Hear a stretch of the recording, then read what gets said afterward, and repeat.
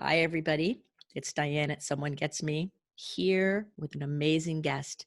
Today, we're talking about why the story doesn't matter. That's right, why the story doesn't matter. I have with me Conner Kees. He is an accomplished and brilliant visionary. He is an acupuncturist by trade, but has so many more things happening in his life.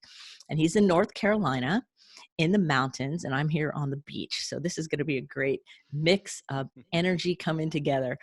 Conner and I met through a mutual business person. Actually, my business coach kind of tagged me in a social media post, and I was free to offer some of my assistance. And when I got to know Conner with helping him with his podcast, Making the Medicine, I thought, oh my, you guys have to hear from him too. It's amazing, amazing, amazing.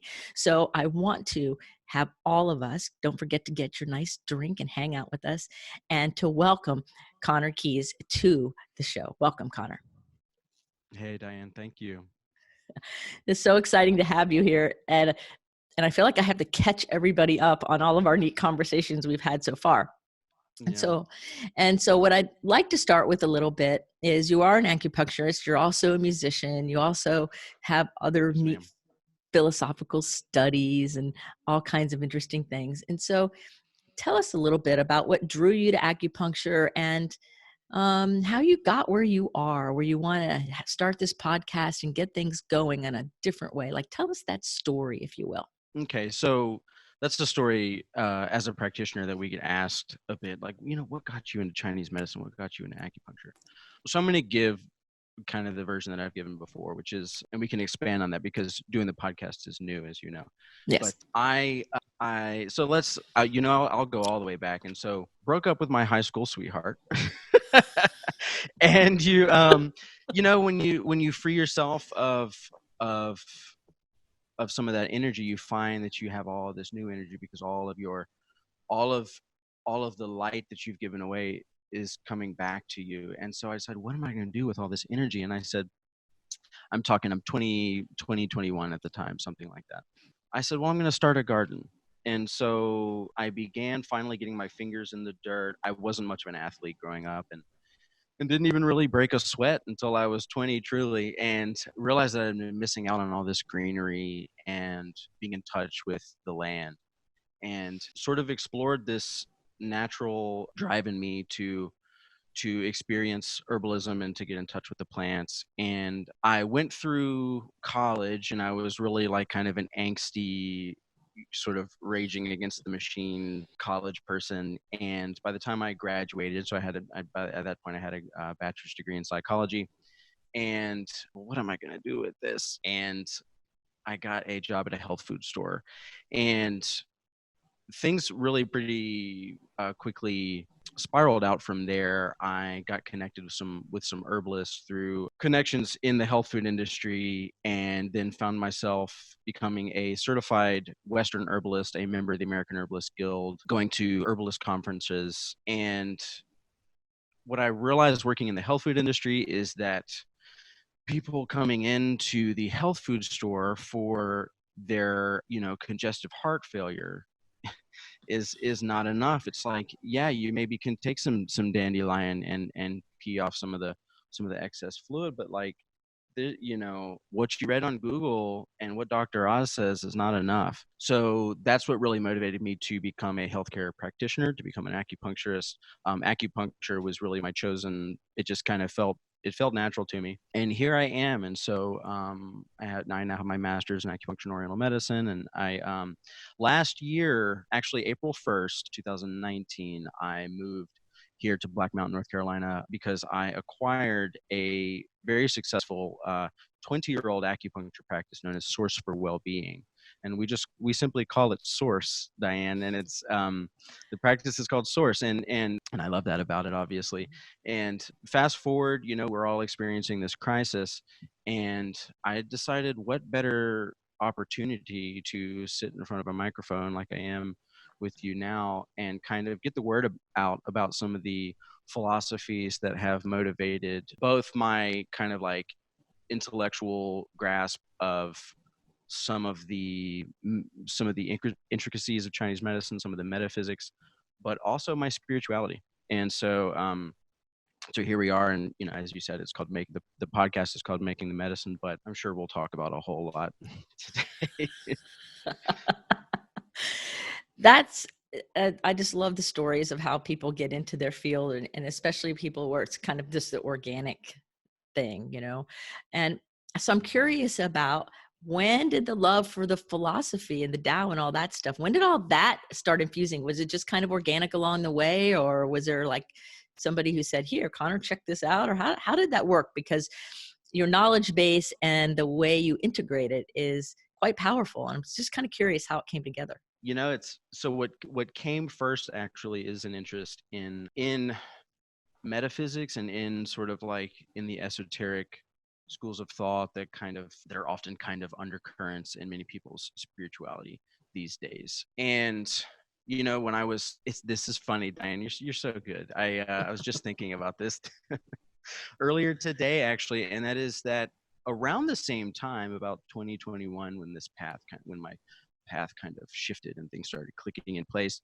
Mhm. my then stepmother, she handed me a tarot deck of the Hermetic Order of the Golden Dawn, and she said, yeah, I couldn't be more green to this whole thing. And she hands me a tarot deck, and it's absolutely one of the most daunting and in many ways creepy, black and white, intricate, just weird tarot deck or tarot, actually.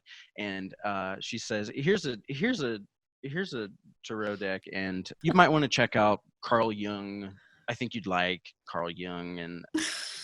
And that kind of set me on the path. And it's just what a loaded way to get started. And but again, I feel like relative to some people, I may even be kind of may have been late to the game, but I don't, I'm perfectly fine with that. And she also said, this is interesting too. She also Mhm. said, I remember being on the beach with her once. I'm pretty sure I was 21 at this point, and she said, we were swinging on the swing, and she said, Conner, I think you'd make a good acupuncturist. I know an acupuncturist, and I could see you being an acupuncturist. You should look into that. And at this point, I was like Mm. just starting my bachelor's in psychology, and going through that whole process, and completely put it in the back of my mind. And it wasn't until years later when I said, "Oh my gosh, she was right." And so just interesting stuff. Mhm. And so while I was also getting my bachelor's degree in psychology, I dived really hard into in particular, to name drop here. There's a podcast called Partially Examined Life. It's a philosophy podcast. It's a podcast on Western philosophy. And I think if you do enough of that podcast, as people like me have, it's essentially equipped. There's enough hours of education, really high level education in Western philosophy in that podcast, to essentially afford you a pretty solid education in Western philosophy. So while I was getting the degree in psychology, studying the neurobiology Mhm. and cognitive psychology and behavioral psychology and all that kind of stuff, I was satisfying some of my philosophical, intellectual interests by studying Western philosophy. And then all the while, for me personally, there's this spiritual undercurrent, because Western philosophy and biopsychology are kind of divorced from that, from spirit, from source, Mhm. and it's a product of some of the philosophical worldviews that have powered our entire world since before the Industrial Revolution. And so we're seeing Mhm. some of this even play out in the crisis, by the way, Right. which is a whole other topic. But yeah, so here I am. And so that's kind of how I got interested, not just in the philosophy, but knowing too that all along the way that there's been spiritual undercurrent for me. And that's right. I had this conversation with someone recently the other day too, and that is that, well, so full disclosure, they listen to the podcast, and this is a very influential person, so I'm happy they were talking to me about this in the first place. And they listened to the podcast, and they said, wow, I can just see you as a kid reading the Tao of Physics. I said, no, actually, as a kid, it was the Tao Te Ching. So when I was in 8th grade, I had a little pocket Tao Te Ching that I would carry around with me, and it's hard to be a truly applied philosophical Taoist, or like in the same way that that's akin to Buddhism and the values of non-attachment and those kinds of things. It's hard. That's really challenging. It's not easy, and especially as an adult, and all of our attachments, which we can't Mhm. escape from. But when you're in seventh grade, eighth grade, you could be a pretty good Taoist as you know. And so that actually was part of it too. I remember my dad even saying the Tao Te Ching is a really important book, and so I got one at a very young age, read it, and it's been it's so fascinating, Diane, when you look through these things. It's just an incredible story, each of our lives and the way that everything connects. Yes. And so yeah. The connection's fascinating, and I'm listening to the thread of they just suggest something, you go, uh-huh, and then sooner or later you either go into it right away or wrap around and it shows back up.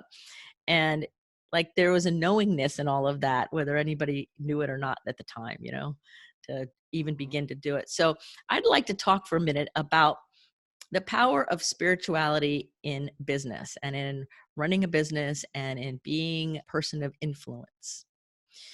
And because it's very important, I think that, and I think Mhm. there's a lot of disconnection in our society with, let's do everything from the head up. And that's where the anger and the craziness and the making no sense part shows up.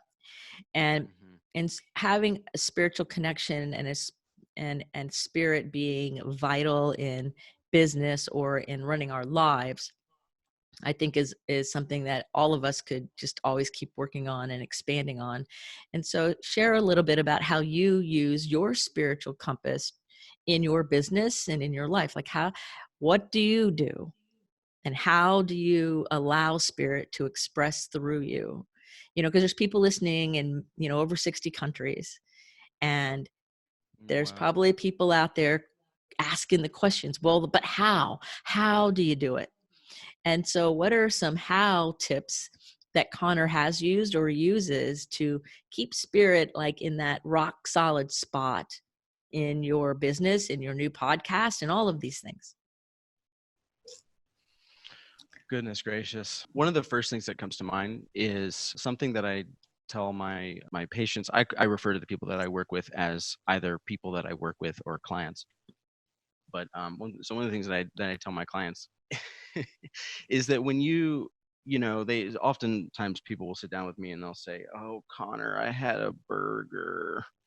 I had some gluten, Conner," and there's either this self abnegation, there's this self loathing, and this kind of like an internal rat race or something like that. Right.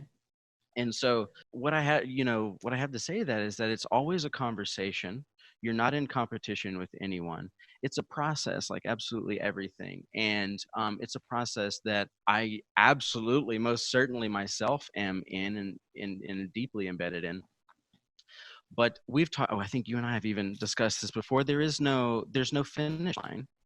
Mhm. There is Right. no, there is the goal, and enlightenment is a fleeting thing. And so how does spirit inform business, Diane? That's a good question, because I haven't been an entrepreneur for that long. But one of the things that comes to mind too, one of the things that my mentors had taught me early on, she happens to be the incredible woman that I purchased source from, the practice, is that money is just energy. Money is just an exchange of energy, and Mhm. there's really an infinite amount of that available to you at any point in time. And so and abundance consciousness, as opposed to poverty consciousness, is something that, man, it is deeply embedded in so many of us in such a deep way. And I really think, like all things, like having yourself have the burger. Have the burger. It's okay. It's all there. It's all there for all of us, really. And so I hope that answers the question. It's something, really hits the nail on the head. You're so good, Diane.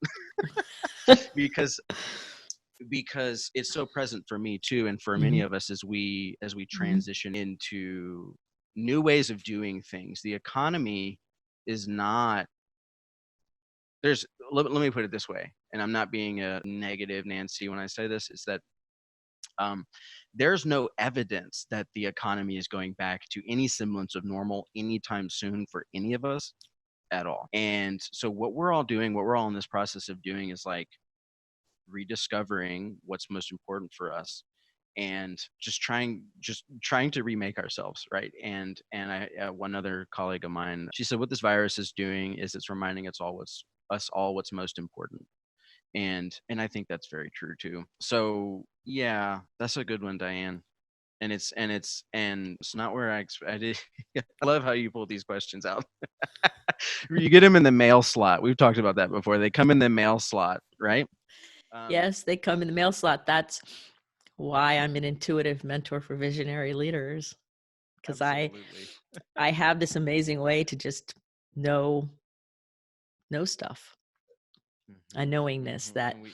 is Mhm. powerful, and it's fun, and you're a visionary. So what a great conversation. And we all do. We all have that. The mail slot is in each of us, and Mm-hmm. and as we're going through this crisis, it's such a there's, you might say that the veil is thin. The veil is thin right now, and there's so much happening cosmically that if we can kind of see what's happening as opportunity, then it's a necessity that we do so, because there is a lot of suffering, and there is death, and there is all these things, and we have to kind of like navigate the very interesting world in which we are being presented. And you bring up, So okay, go ahead. I'm sorry. no, you go ahead. You I'm bring just up wrapping. you bring up a good point, and that is, that in the middle of transformation and letting go of the story and moving into like living the consciousness that we're all going toward, there it's messy, and there is a lot of Yeah, death and destruction because it's part of the cycles of life. It's part of all of absolutely. it. And so when we talk about spirituality in our business, so many people think that living a spiritual life is like this cotton candy, woo woo, Pollyanna way of doing things, when really that's not the case. That those of us who are dedicated to that higher consciousness, it takes a lot of guts and a lot of faith and a lot of trust and a lot of depth to be able to use that connection and foster it in what we're doing. And it's not woo woo and lighthearted. It's, a spiritual life takes a lot out of us. I mean, and it gives a lot too. But it's intense in a lot of ways. Hmm.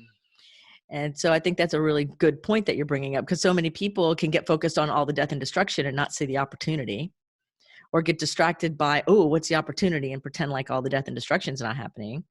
Right. Or they can be like dialed in spiritually and see the alignment and the seasons of life cruising through, and how is this of benefit to all of us, and what can we do with Right. it. And Hmm. there's all those choices that we're all making. And so you've made some big choices in how you're doing that alignment for you personally.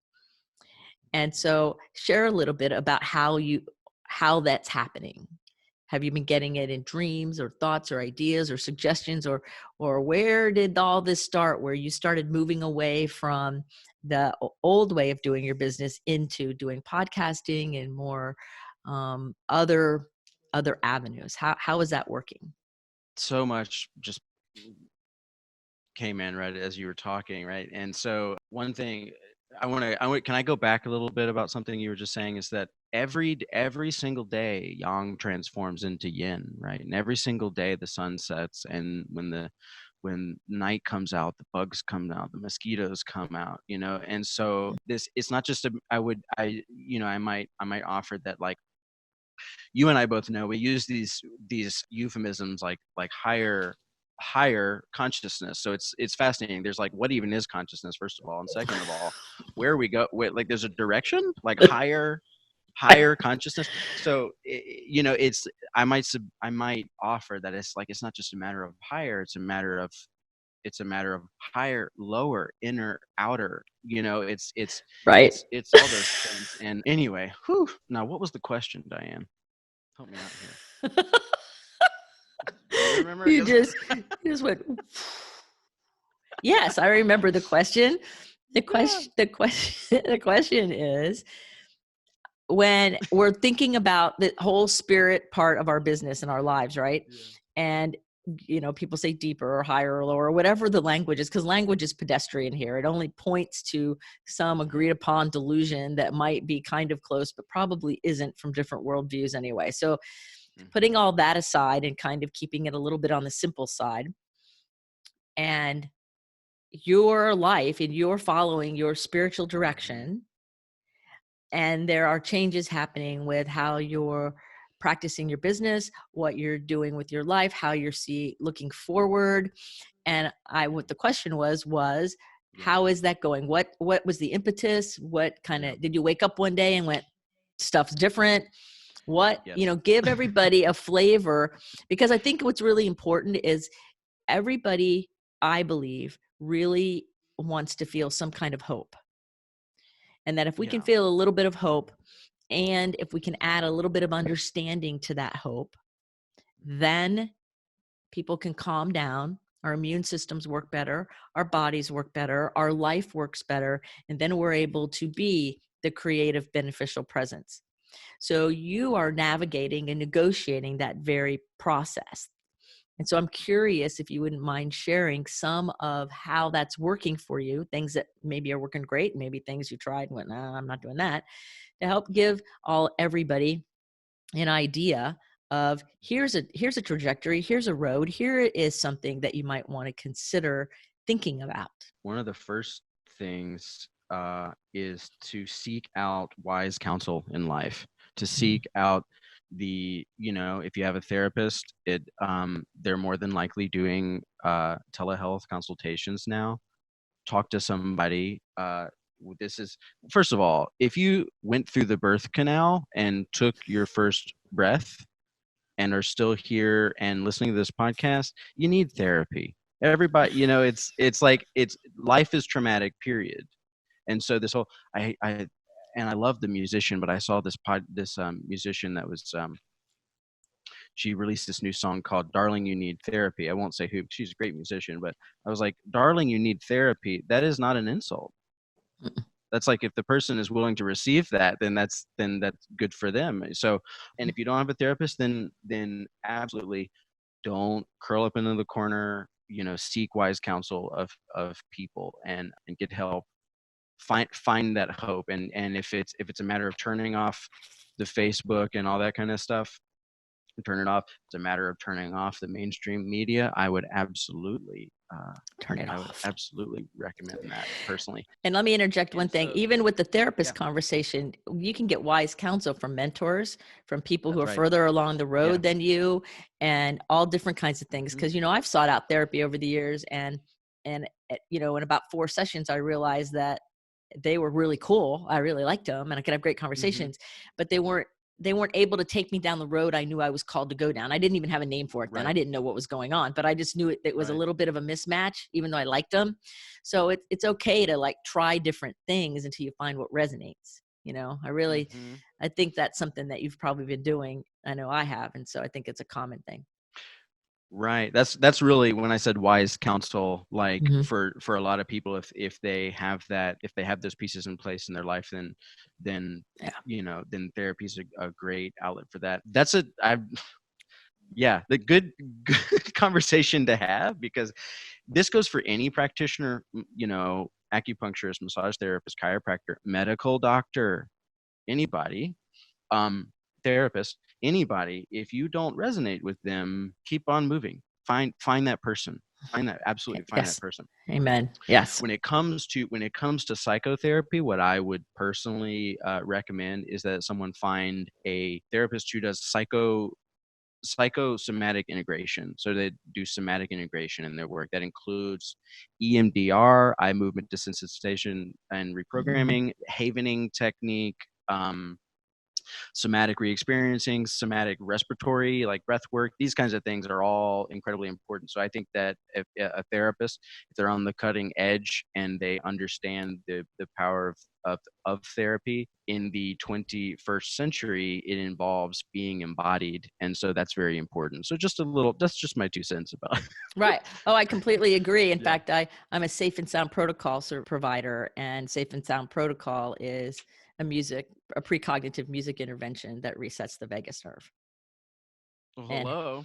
helps people Yeah. reconnect to the human voice, like if they're on the autism Mhm. spectrum or whatever, and helps really relieve depression and anxiety and PTSD because it helps reset the nervous system in a precognitive manner. So you can't intellectually override it, which my gifted visionary people really need a way to not let their brain run interference and stop them, you know? That's right. Yeah. That's So right. there's all kinds of neat things out there that Mhm. people can do and try and experience, and practitioners who are really good at it. So your advice to Mhm. merely pay attention to who resonates with you is key.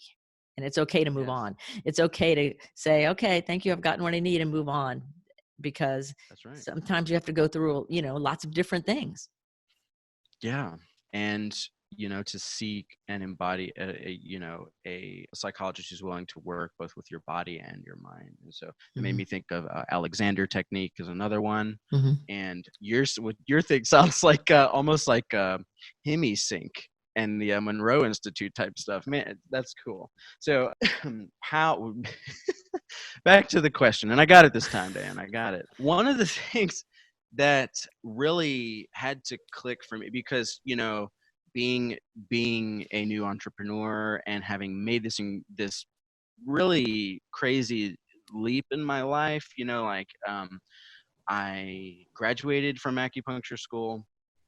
I moved to, so I was living in Gainesville, Florida at the time, and then my roommate at the time showed me this ad for a practice for sale, and something talk about being hit in the mail slot. It's like the whole newspaper just went, and within, I mean, so I immediately whoop, everything dropped. I called the owner of Source at the time, and we had a fantastic conversation. And within 24 hours. Yep, within 24, maybe a little bit more actually than 24 hours, I was on the road to Black Mountain, North Carolina, and then within 10 days, I signed a contract. And so the way I described that this whole thing happens is that every proton in the universe pointed their proton guns at my protons and teleported me. Right? So teleportation.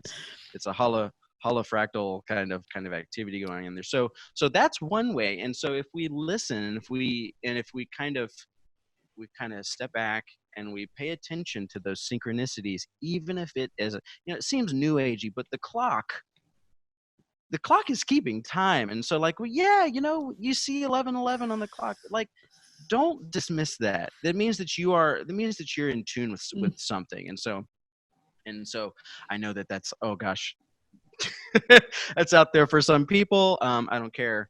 I think that those who have ears to hear are gonna, Hmm. it is that it's a matter of listening, right? It's that still small voice, right?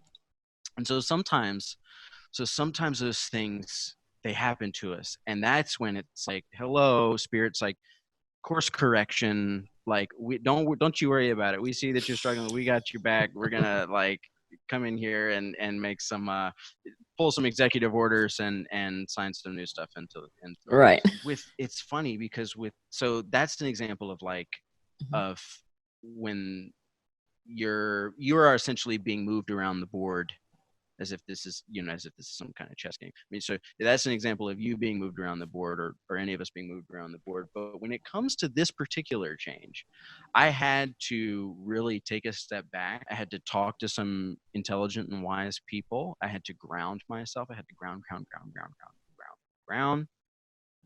And then, like you said, did you wake up and it just happened that way? Well, to tell you the truth, it did. And I even looked through my journal entries all last month, because at the end of the month, you look through all your journal entries and you're like, how was this month? And I look back in it, and it was that, because I went from, like, not even really thinking about it to having some really good consultation, and then it clicked.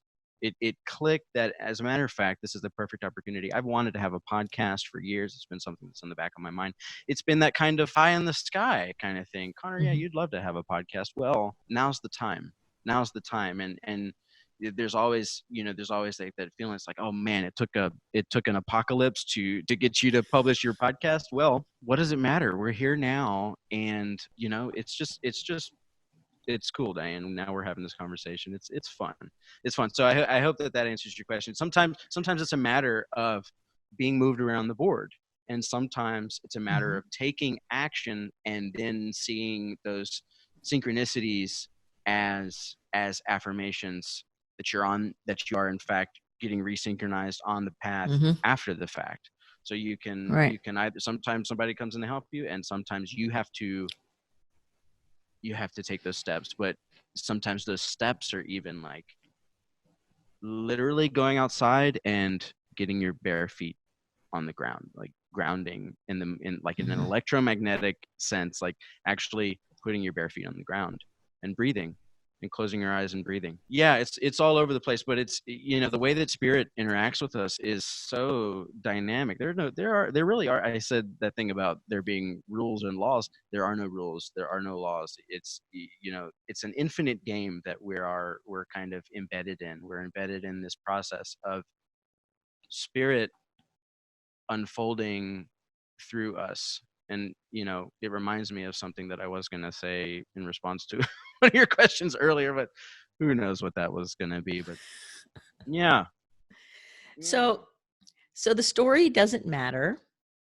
right? Mm, Because when mm, we get hooked up in the story, we start to often get distracted and less aligned and less grounded.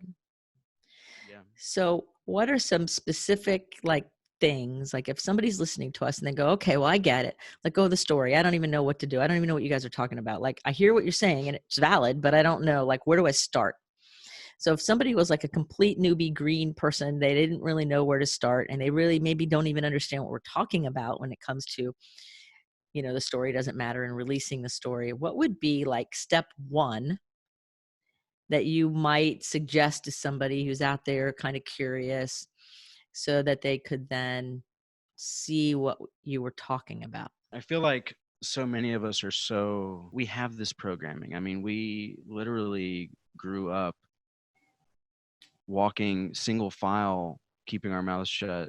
I mean, so there's so like, you know, in public school, like in Mhm. concrete hallways, like, Mhm. and so like we went to civics class. You know what I mean? Like, so there's so much embedded programming. There's so much, like we were just talking about, poverty consciousness, that the first thing I think is to acknowledge that and be willing to question it.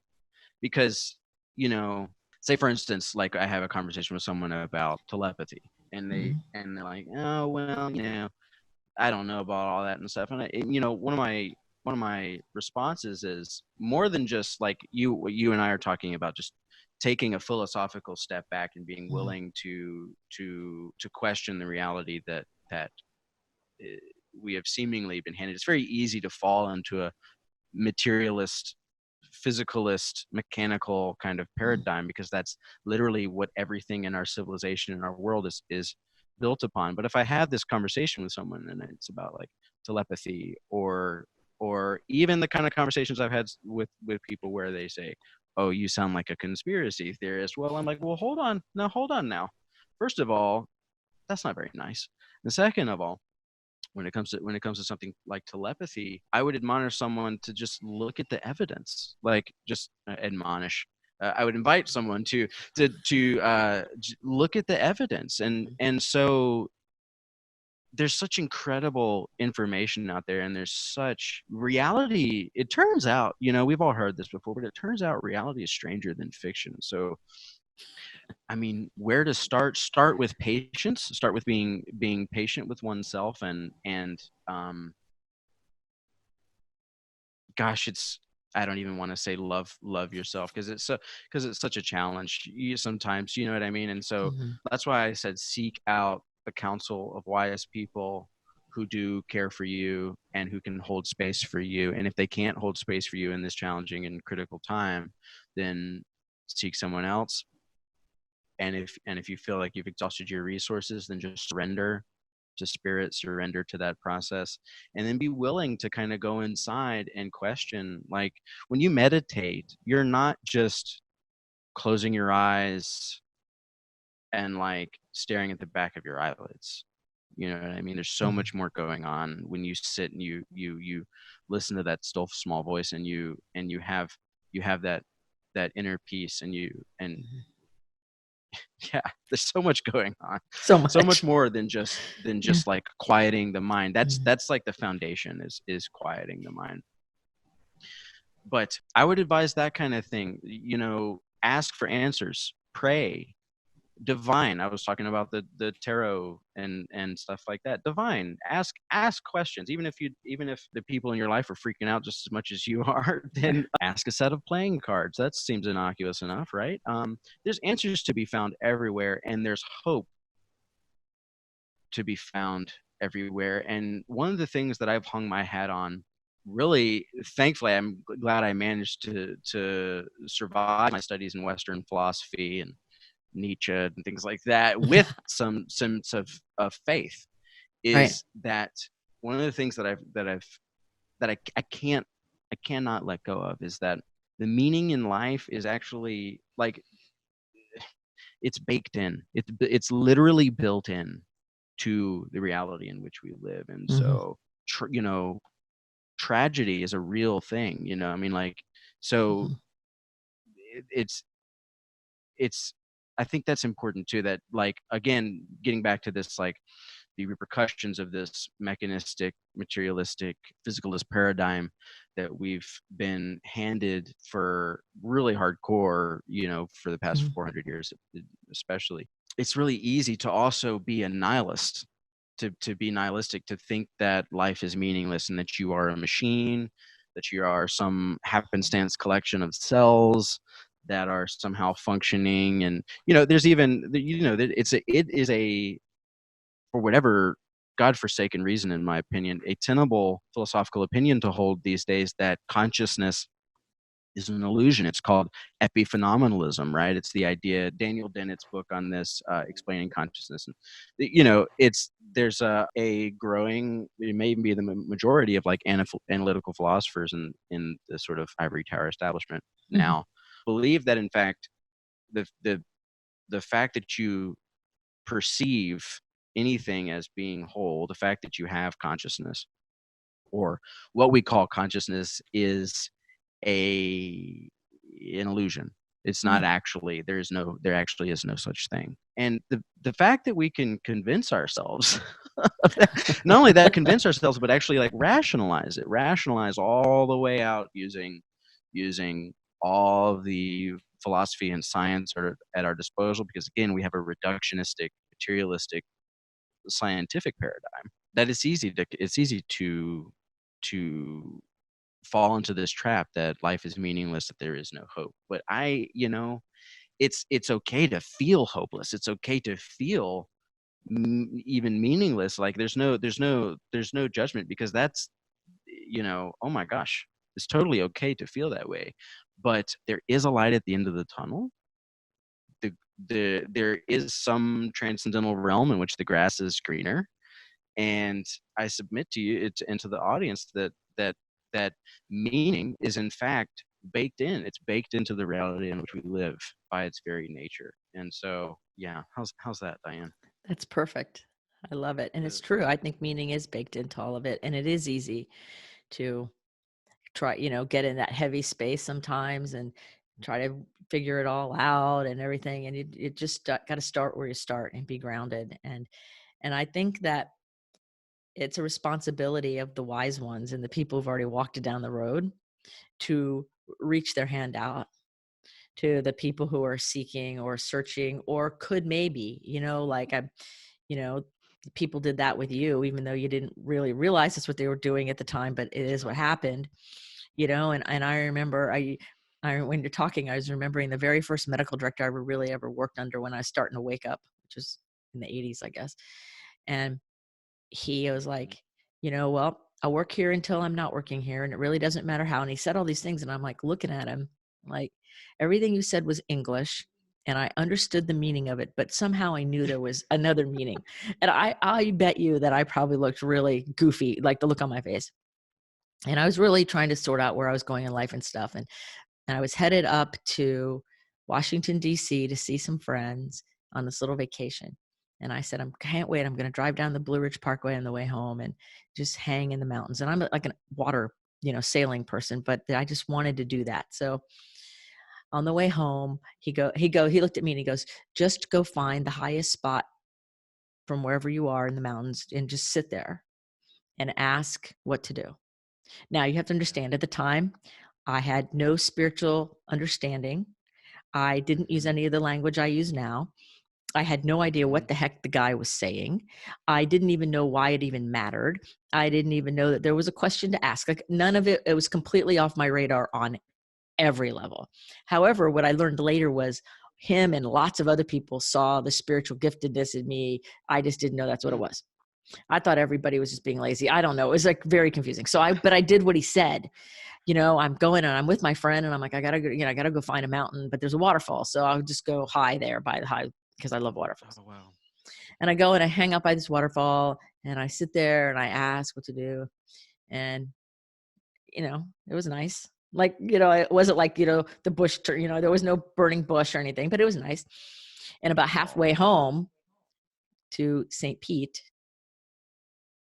it popped in my head that I was supposed to resign from where I was working. And of course, the next thought was, well, you don't have another job and you got to support yourself. And what do you do? Like all of the stuff. And so I had like that night before I had to go back to work the next day. So I had like about 18 hours after I got home to process this. And I'm like, completely naive to what was going on. I walked in the next morning and resigned in the front office, walked back to the unit. It was a big hospital. Walked back to the unit I was working on. Hadn't really told anyone yet there what I did. And I only did it because that was what popped in my head on the way back. And he said, listen for the message, completely trusting, but not even really realizing that it was good or a thing. Like I had no awareness. I was just very naive. And I walked into my office and there were these two gentlemen who ran like an extended care center that we referred to a lot, offering me a job that tripled my salary. And I was like, okay. And I quietly accepted it. Inside, I'm like, what is happening? Like it was the craziest thing. And then I, when I saw that particular doctor who I still consider my very first spiritual mentor for multiple other reasons, and I told him what happened, he grinned and he goes, good. That was all he said, but he knew, and I trusted. And I'm glad that I have that spiritual naivete kind of, because it makes it easier for me to trust. I have less to fight through than some of the people I work with. But when you were talking about all that, I was thinking about that story about how, there's no accident in it all. And if we just let it happen and we allow, then magical things happen. And that is how your podcast is going to be affecting people everywhere, because I've listened to it, obviously. So I'd like to talk about making the medicine. And would you tell everybody about it? Because, I asked you, I'm like, does this mean that I'm going to listen to a podcast where you're making cool Chinese herbal things? Because I really dig all that. And you're like, no, Diane, that's not what it is. And so you explained to me what it was. So in your words, tell everybody about Making the Medicine, this new podcast. You guys are going to dig it, love it. Like Conner sends me the episodes as they come out, and I love it. I've already subscribed to every place you could possibly put that thing because it's amazing. So tell everybody about Making the Medicine.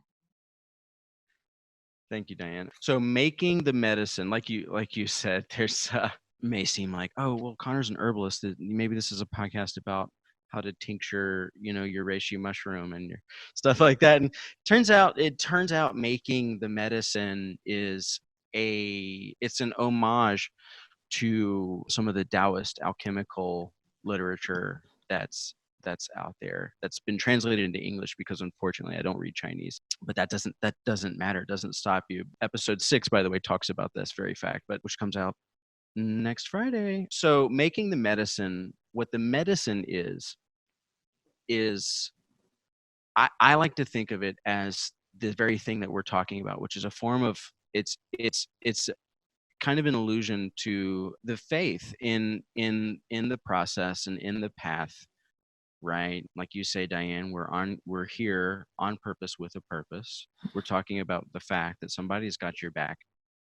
And what I find really interesting is that the Taoist alchemists through time have seemingly had foreknowledge of some of the quantum biological and quantum mechanical discoveries that have been made since, quantum mechanics was first sort of really discovered at the very turn of the 20th century and then formalized in the 50s. And then, since the 60s and 70s, we've been realizing how the our understanding of the quantum vacuum, the quantum foam, the zero Mm, point energy field, whatever you want to call it. I call it the ether in the the podcast ether. because that's what it's always been called in Western philosophy before it was supposedly debunked in the 19th century.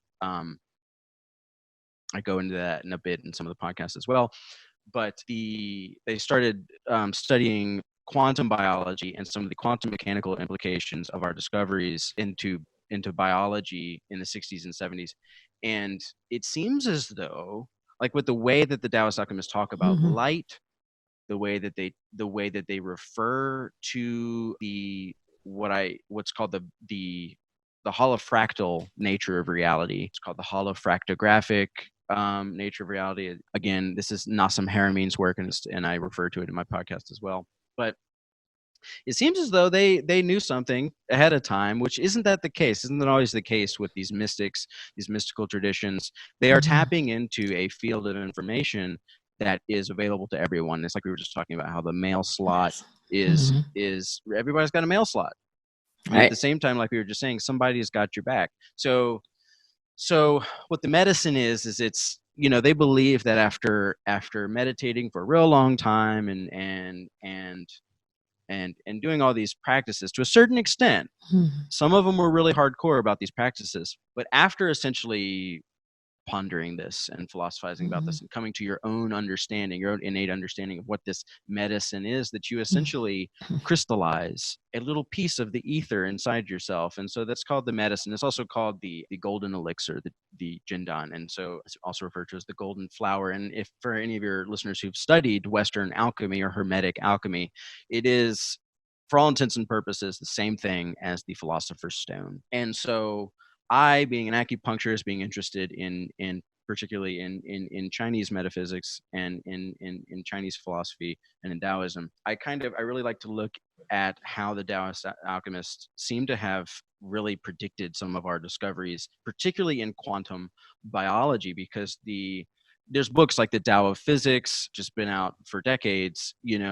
The relationship between the Tao, which is it's translated as the way, right? It's that thing to which all things must return, and that thing from which all things arise, and like I said, must return. So like, that is the ether. That is a description of the quantum vacuum. That is a description of the zero point energy field, whatever you want to call it. These are just names. Like I said, the Taoists call it the Tao, right? Same thing, exact same thing. Greek philosophers called it the ether. I refer to it as the ether often as well. And it's not just that, but some of the implications about the body's use of light really just resonates with our understanding of quantum biology. And I'm interested in quantum biology and biophysics as well. So I'm taking my understanding of biophysics, and I'm not a biophysicist, by the way. I read the literature and I grok it, and I try and wrap my head around it, and it absolutely blows my mind when I read these studies. And then I take my philosophical understanding of what's being said in there, and I'm like, well, how does this map onto Taoist metaphysics? And it does really nicely. And it's an exploration in ideas, right? And so there's also a practice uh, that's often referred to as energy work. You're familiar with this. I heard you say something about the light workers manual. Yes. And so, like, we Yes. know this, we know Reiki, we know these kinds of things. Mhm. By the way, in the same way that it is, if I was going to have a conversation with someone about telepathy and they're like, meh, meh, meh, meh, I say, well, look into the research, hold on now, back, take it, you know, do your homework, essentially. Like, it's all there. It's really not much up for debate whether or not you think telepathy is a thing. We all experience it. But again, because of this mechanistic paradigm that we're in, we deny that that's actually what's happening. right? So same thing goes for what's referred to as energy healing or Reiki or light work. I refer to it as intentional healing because the fantastic scientist Lynn McTaggart wrote this book, The Power of Eight, which is all about how, like, when you get 8 people together who may have never meditated or sat and had any kind of contemplative practice for a single minute of their lives, they sit and they gather with 7 other people and they simply direct their intention towards the healing of another person or a certain event for a certain outcome. They intend for a certain outcome. And what happens is remarkable. It's absolutely remarkable. And so that's like, it's highly suggested reading The Power of Eight, any of Lynn McTaggart's work, The Field. So it's just to complicate things even further, it's kind of a fusion of, again, so being an acupuncturist, the Taoist alchemical literature and their perception of light and their perception of the way in which the body utilizes this energy, which is extracted from the Tao, aka quantum biology, aka how your cells literally compress the hexagonal structure of water in order to and have this piezoelectric effect where it's squeezing pure voltage from the quantum vacuum. This has all discovered, this is all true. And then, like, what's the relationship between us as not just electromagnetic beings but quantum electrodynamic beings, right? Mm-hmm. And our ability to intend that something heals and it be healed, right? And Right. so the research is out there. The research is out there for Reiki and intentional healing, all these kinds of things. Again, if someone were to say, oh, power of prayer, I would say, yeah, power of prayer. And so that's what the podcast is about. It's me teasing out some of these ideas. Some of it's stuff that I've thought about for a while, some of it's stuff that's coming to light. And I am absolutely, Diane, having a blast. And when you talk about being aligned with purpose, when you talk about like how you get on this path and how these things manifest for you, how these changes take place, I truly feel blessed to be delivering this podcast now to the world and to be seeing how it's unfolding, Mm-hmm. you know. Yeah, it's really amazing, and I have a lot of people contact me and listen to this episode, or what do you think about that, and all these different things, and I just kind of had that intuition when I met you the first time. I'm like, okay, I'll listen to it, and I listened to it. I'm like, oh my, this is great.